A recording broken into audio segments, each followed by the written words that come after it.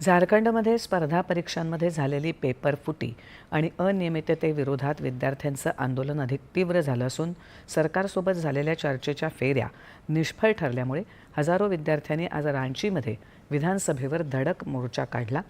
विद्यार्थी विधानसभेकडे कूच करत असताना पोलिसांनी विद्यार्थ्यांवर लाठीमार केला। विद्यार्थ्यांच्या 98% मागण्या मान्य करण्यात आल्यात असा दावा झारखंड सरकारनं केलाय।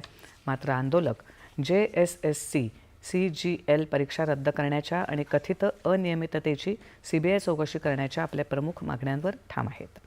मोर्चादरम्यान विद्यार्थ्यांनी जुन्या विधानसभेजवळील बॅरिकेड्स ओलांडून शेवटच्या बॅरिकेडपर्यंत मजल मारली।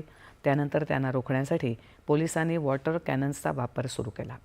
उपोषणाला बसलेल्या देवेंद्रनाथ महतो या विद्यार्थी नेत्याला रुग्णवाहिकेतून विधानसभेत आणण्यात आलं। 6 विद्यार्थी अजूनही बेमुदत उपोषण करत आहेत।